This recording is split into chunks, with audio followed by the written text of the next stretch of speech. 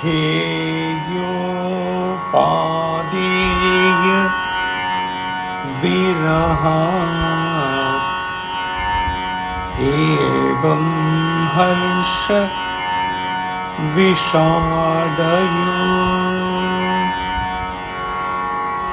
abhāvādadya he Brahman nevamevāhamāsthitaḥ.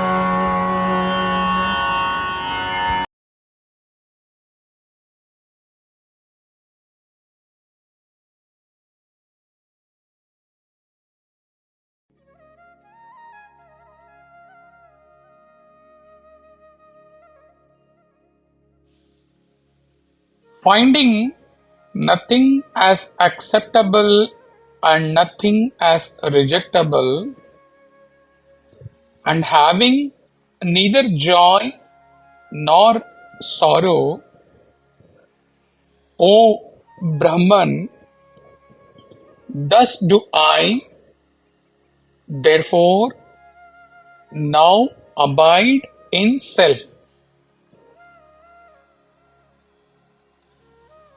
Here, Janaka addresses his master as O Brahman, to which Chinmaya writes, eloquently expressing his gratitude to his teacher, who is to the disciple as great as the Self Supreme. The royal saint continues to explain. And he proceeds. So that is why Chinmaya says that he is addressing his master as O Brahman.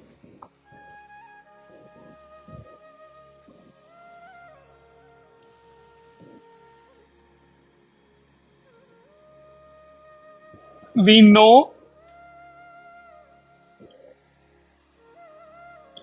that day in and day out, sun illumines this creation.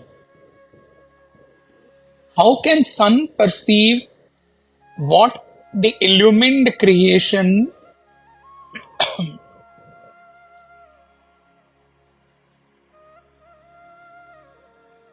is, or how can sun perceive about one or any of the illumined objects or beings?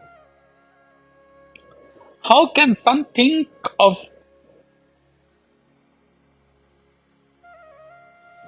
anything in the creation which it illumines?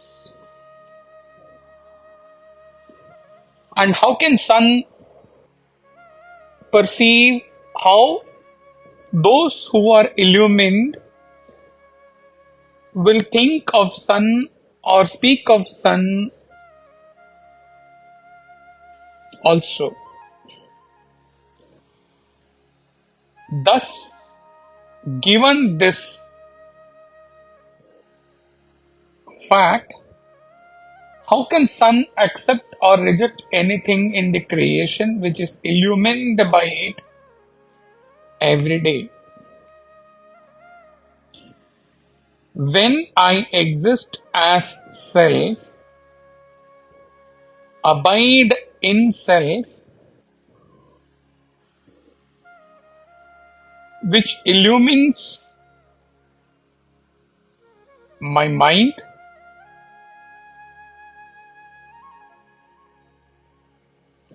as reflected consciousness, and ultimately, when even reflected consciousness is transcended, then as pure consciousness.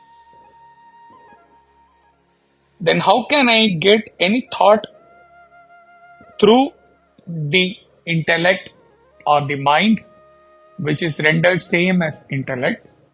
How can my mind think of accepting anything good or rejecting anything bad? This is about the highest state, which we will come back after a while. Now coming to the level of Jiva. Anything which my mind feels good, I accept it. Now, how my mind feels good? The feeling of good is fueled or influenced by my vasanas about that thing about which I feel good and I accept. Exactly in the same way, fueled by my vasanas,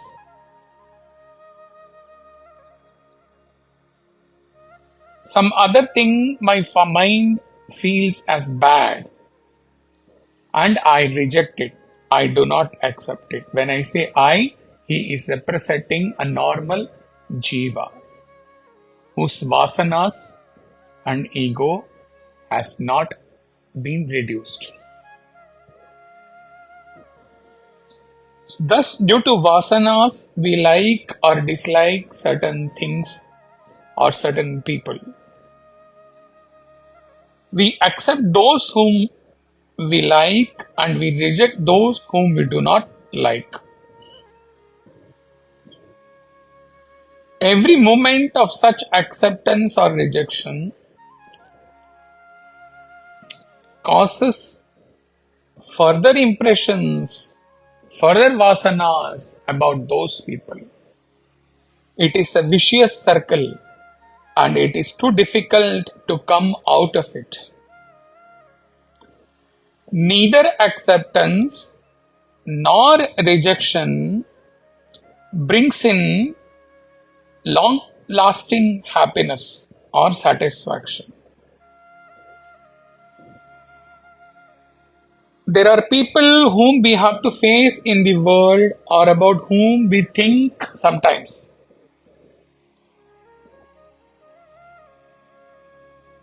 They might have given us very bad experience in our life earlier.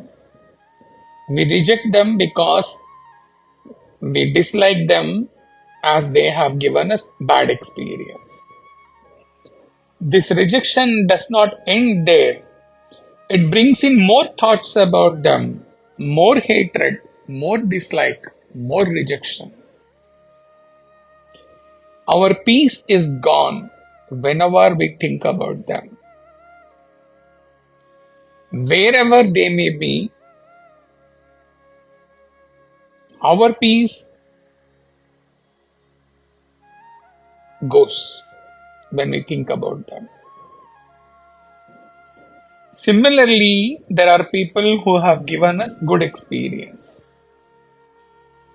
And based on the same logic, whenever we think about them, we feel good and we accept them.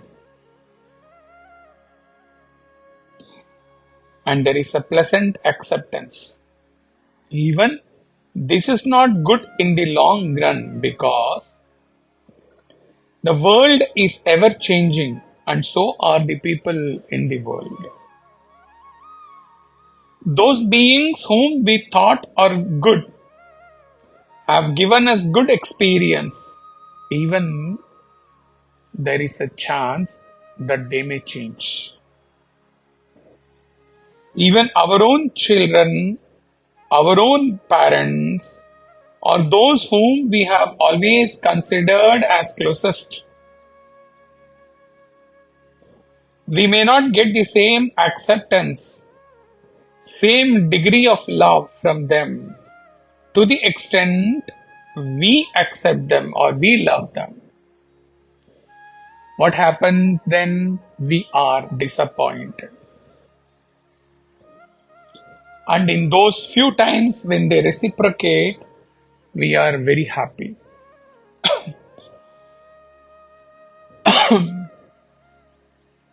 We have to introspect on this thing sincerely. Have we loved them without expecting anything in return?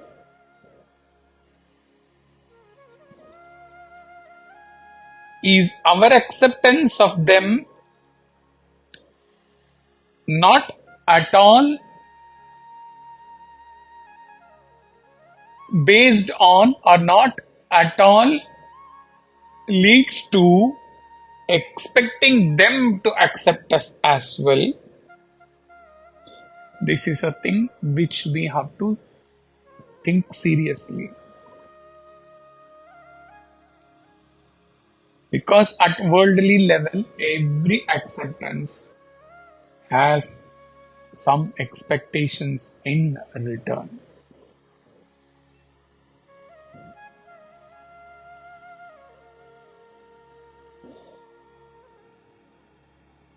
The subtle reason for this is that for what? For a thing that nothing is constant in this ever-changing world. Nothing remains the same forever in this world. Even our children's love for us may change. Our parents' love for us may change. Our loved ones' love for us may change. Because nothing is pure in this world. Emotions are not pure. Hearts are not pure. Our convictions are not pure. Our impressions can never be pure.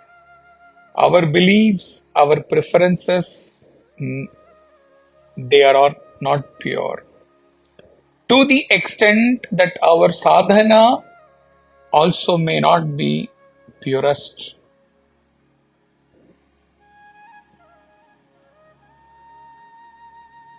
Our love may not be purest.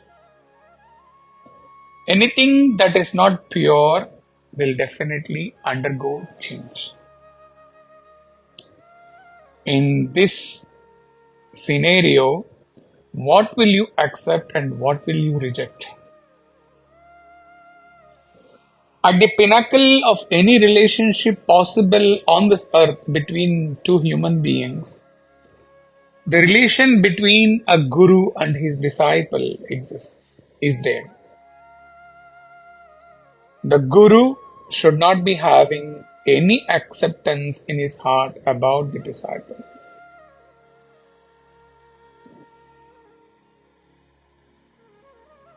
When he says he should not have any acceptance, it means any acceptance with expectations should not be there. Why? Their conviction, their purpose of self-realization, their mumukshatva perhaps may not be complete, may not be 100% fulfilled.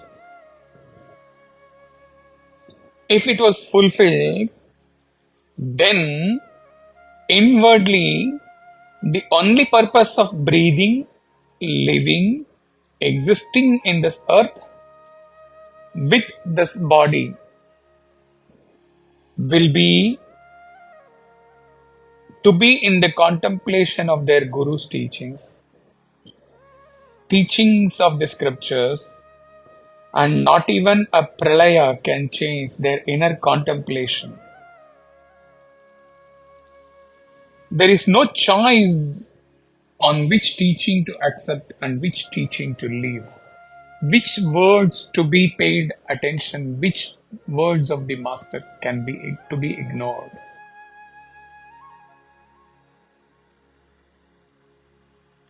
But with that level of mumukshatva not lit up 24.5/7,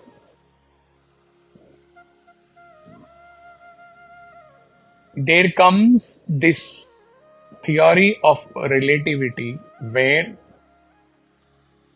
they may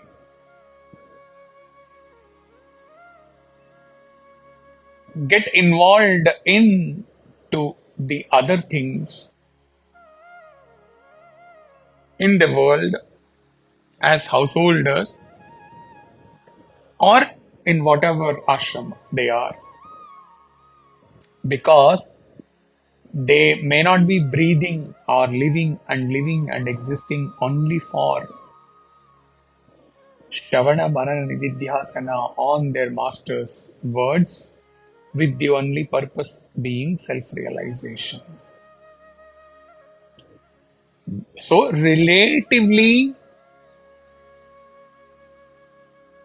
they may be satisfied or they may be thinking that they are seriously contemplating. Relatively.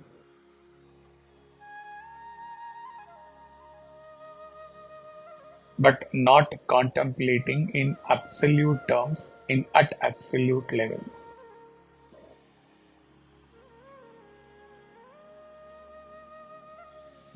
It may so happen that some of them may leave the master.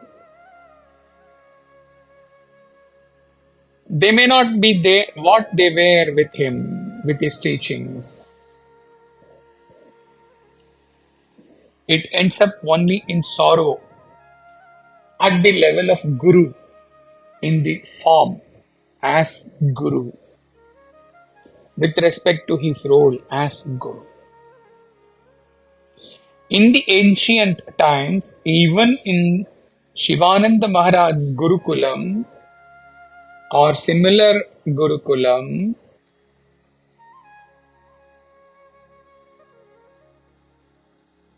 there is no chance for this sorrow for the Guru, because the disciple are never away physically, mentally,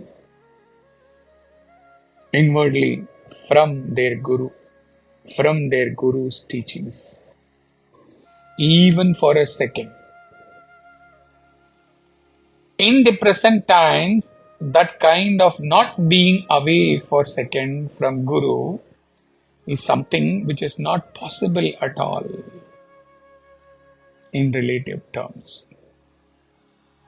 The master may exist at absolute level. The disciples may be existing at relative level, treating other things, some other things or many other things as equally important. What then can a Guru do is a big question. He can only give.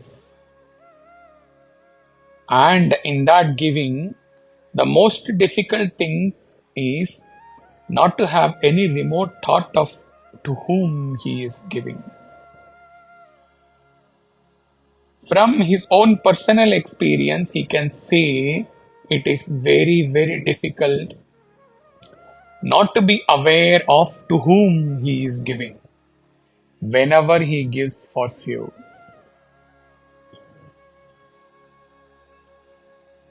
It is possible only and only even for a realized master playing the role of Guru.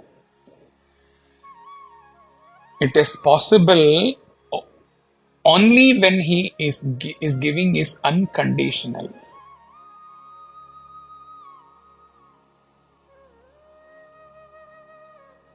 The receiving by disciple may be conditional. Still, in that unconditional existence, he always, ever without a break, exists as self. To confirm this only, perhaps another dimension is to confirm this state of existence with respect to acceptance or rejection. The verse addresses such a seer as, O Brahman. So giving up even this Gurudom at the highest level as Jivan Mukta must exist as pure essence, even with respect to his giving, his imparting teachings. Only then there is no second thing apart from him whom he may accept or whom he may reject. When he exists alone. He is in and as pure, undiluted bliss.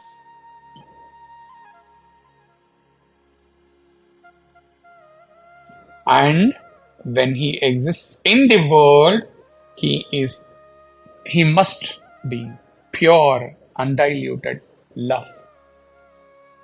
And love knows no acceptance or rejections when it's pure and selfless.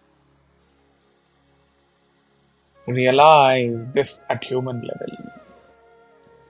God is the only one who just loves you, never to accept you at some moment and to reject you in other moments, despite your repeated sins, repeated follies. That is why Swami said, God is love, living love. This living, existing beyond accepting or rejecting, thereby existing when can be no joy or no sorrow either.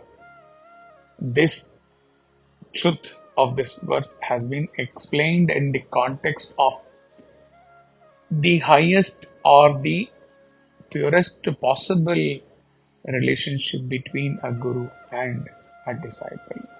It holds for all guru and all his disciple in this Kali Yuga where they do not live in an ashram together. They are all householders. At least the disciples are all householders.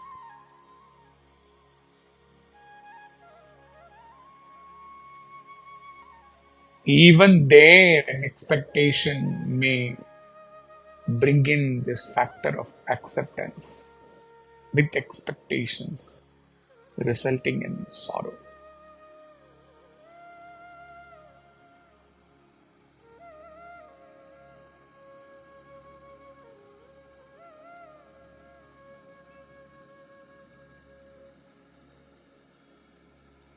Here the example of sun with which we started today's satsang is most relevant.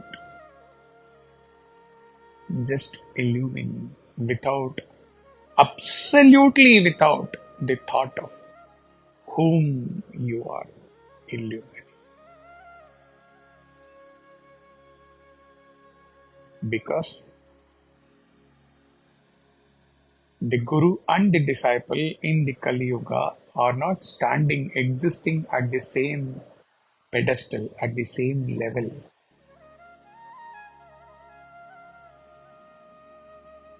The Guru exists and gives at absolute level. The disciple receives at relative level.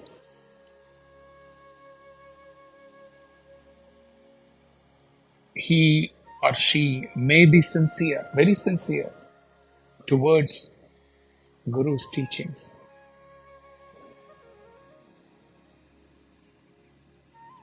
But it is not the only thing for which they exist. Like that, there may be few more important things to be attended to. So the relativity comes in there. When the relativity comes in, then the giving and the receiving can never be at the same level at all.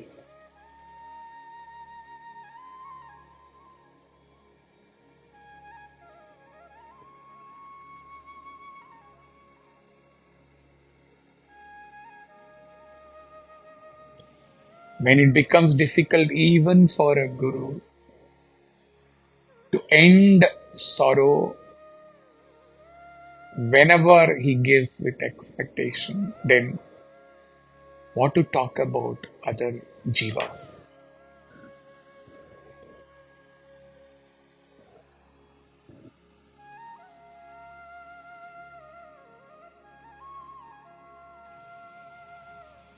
There is no use contemplating on the essence and to try and exist.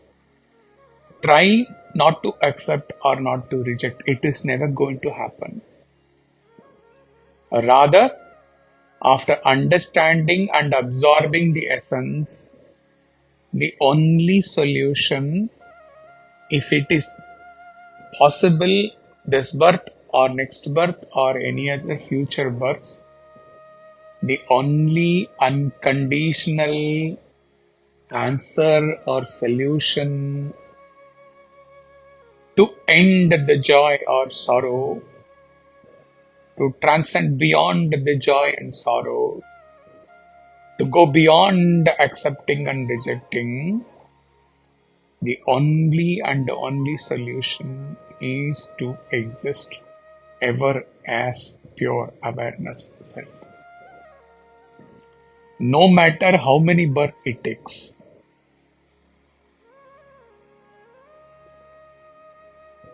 Hari Om Tat Sat.